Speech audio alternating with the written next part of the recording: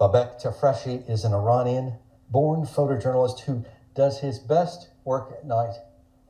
You must sleep in a lot, Babek.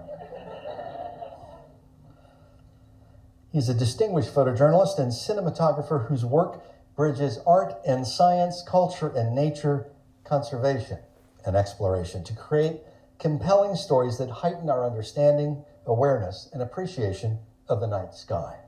He founded the project, The World at Night, directing a team of 40 of the world's most accomplished night sky photographers in over 25 countries. He's currently focused on the global impact of light pollution on humans and the environment. Please welcome Babek Tafreshi.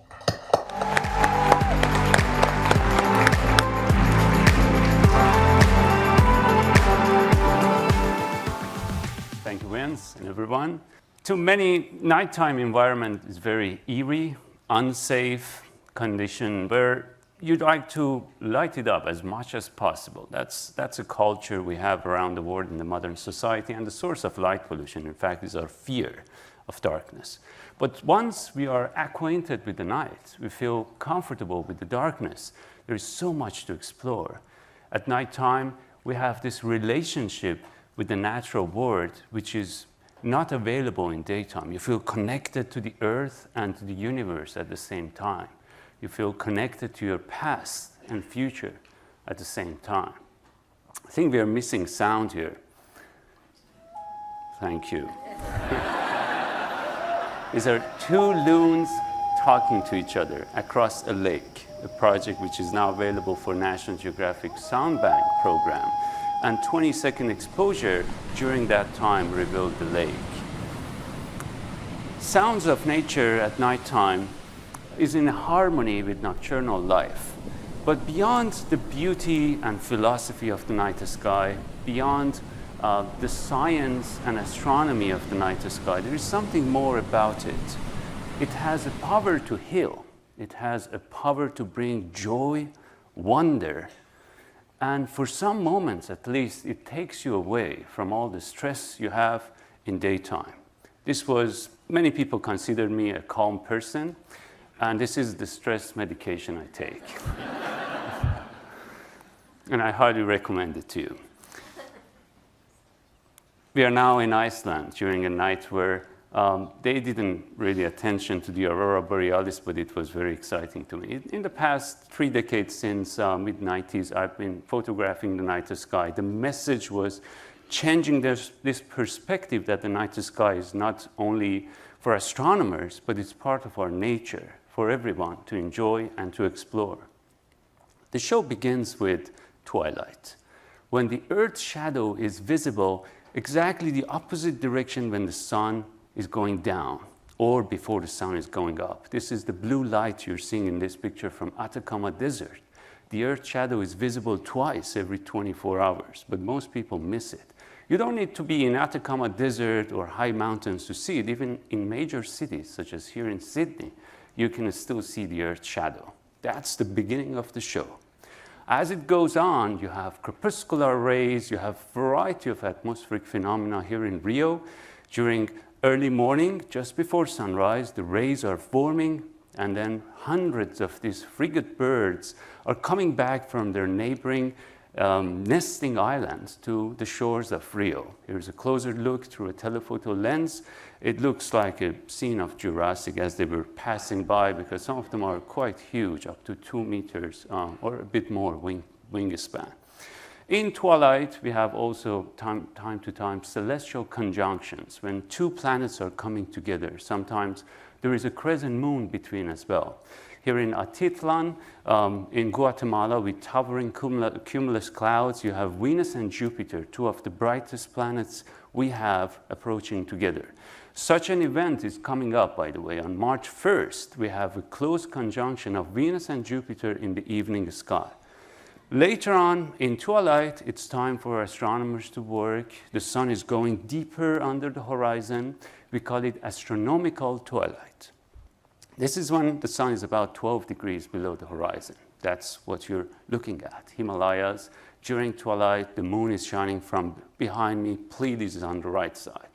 even a bit deeper in twilight, just near the end when the sun is near 18 degrees below the horizon, you still have this gentle glow on the horizon, Lake Turkana in Kenya, and Venus is almost like a supernova in the galactic center. Now, at the end of astronomical twilight, we are on top of Andes at 5,000 meters, where one of the major observatories on Earth is located, ALMA, a group of 66 radio telescopes working together. Whenever I go here, it's mandatory to use oxygen supplements. I document these observatories for European Southern Observatory, also the American part, and I have this test to try. So I put the oxygen on, and the sky is full of stars. Then I put it off for some minutes, the sky becomes almost vanished. Because we don't get more starry sky as we go higher and higher because we don't have oxygen to use that. So our eyes and also the brain needs that oxygen to see the stars. Many people think as you get higher, it's going to be better. But I think the optimal altitude is about 9,000 feet or 3,000 meters for most people. Above that, without that oxygen, it doesn't work. So for me, moon was the beginning. The first look to the moon through a small telescope when I was a kid, it changed my life forever, and I can still remember that moment. Later on, I became a journalist for Iranian Astronomy magazine. I became a photographer. This was my first assignment for the cover shot. In '97, Comet Hale-Bopp, and it really changed my life. It became a job for me. Magazine grew fast and brought new editors. One of them was a young female editor who became the love of my life. And as we grow the relationship, we start to do stargazing as a group of editors in Astronomy magazine, and my work changed from short exposures to very long exposures, because then I had time to chat with her. So this was 9 hours. This was a night that made the job a very good establishment for future of our life, because I had just one single image to take. And here we are 2 decades later. My wife Shadi and our kid's son, who is the greatest fan of NatGeo Kids magazine, I believe. I started to do TV programs in Iran, astronomy and space, and teaching people who are interested in stargazing. It's unfortunate that over 2/3 of them are no longer in the country. You know, the immigration from Iran has been huge in the past few years. And when I look at these people, they're mostly outside. Mount Damavand is the highest volcano in Iran and the highest live volcano in Asia, and a place that my astrophotography started. Here it appears under moonlight, and also the road is shining on the cliffs. It's also a symbol of uprising and resilience for Persian culture. It's a symbol of the current woman life freedom movement, which we all hope to come to the best results for the Persian culture. Later on, I started a program, as Vince mentioned. This program is a collaboration of many photographers. We also published books in various languages, and a website which became the largest collection of these images worldwide when it started in 2007.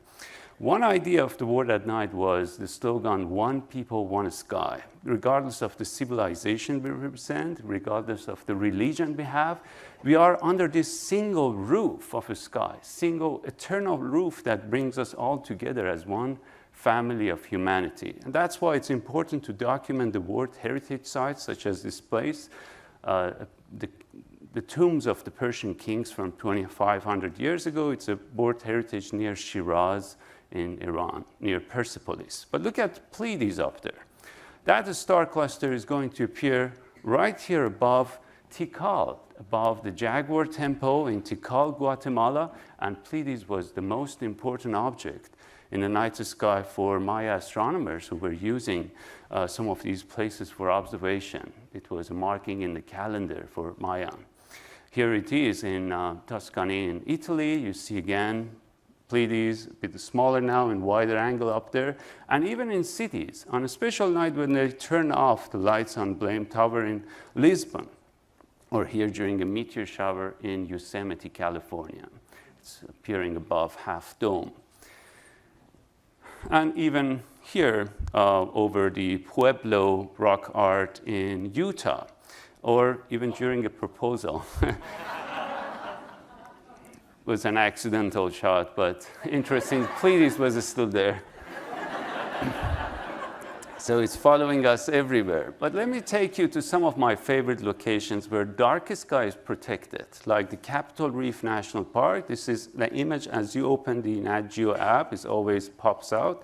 And the story is happening in Capitol Gorge, or here in the great sand dunes of Colorado. Many of the national parks in the US are protected under the darkest sky program in order for not only for stargazers, but also for the nocturnal life to be least affected by artificial light. Death Valley National Park, the lowest point in the US, in fact, and during moonlight. So moon is a big contribution to many of these images. In a moonless night in Maui, Hawaii, at top of Haleakala, Orion is rising. And on that night, I was most fascinated with a supercell on the horizon, which was active the whole night. And I managed to capture it in a wider angle with the Milky Way, thanks to the dynamic range of the camera. But the second camera was shooting a close-up image of the same supercell, creating lightning every minute. And that moment was captured by the second camera in a close-up through a 400-millimeter lens. Atmospheric phenomena is a major part of nighttime photography. Many of these images contribute to atmospheric science, in fact, which is interesting for me. But here, this atmospheric phenomena caused in a misty night of New Hampshire in White Mountains during the fall foliage brings us to the point of light pollution, because these new car headlights are immensely bright. And if you look around, the cities are growing in brightness too, because we don't know how to handle that. You know, this is a culture shift we need to talk about. The bats are flying through the lights coming from the Luxor casino in Las Vegas. The video shows you that it has made its own ecosystem in the middle of Las Vegas. And there are many hundreds of migratory birds which are captured by these lights. As you go away, you can see this light is just immensely bright. You can see it from even 20 miles away or even 40, 50 miles away. Still, this single light is visible every night for 6 hours. It's shining to the sky for no reason other than commercial. We use light for a variety of reasons. Safety and security is obvious, but there are many other things. Look at Las Vegas on my left side from 90 miles away. And on the right side in Death Valley, that's Los Angeles from 200 miles away, still visible. So these cities, if the Earth was flat, of course it would be much brighter, but look around to the other side from the same location, and now you see a very elegant part of the sky only visible in darkest skies called the zodiacal light. We did a story based on these images for NatGeo a few years ago, digital.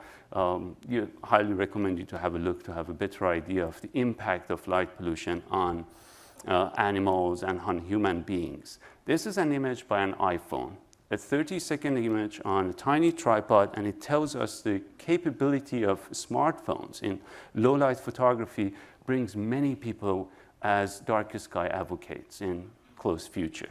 And my next chapter of work is going to document wildlife relationship with the night sky and how artificial light is impacting this. And I highly welcome any of the explorers and photographers in this room who have done work in this field to join me in this National Geographic granted project, which starts this month, in fact. And also there's going to be an upcoming exhibition in the Smithsonian on light pollution, which I'm not supposed to publicly announce it. So I didn't mention the time. But it's this year. And welcome back today, and I hope you enjoy it. Thank you.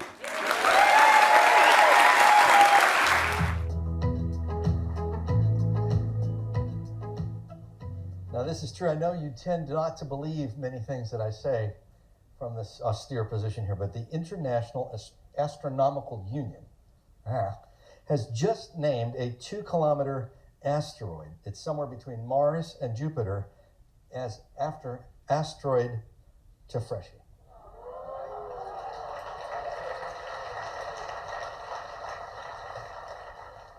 This is also true.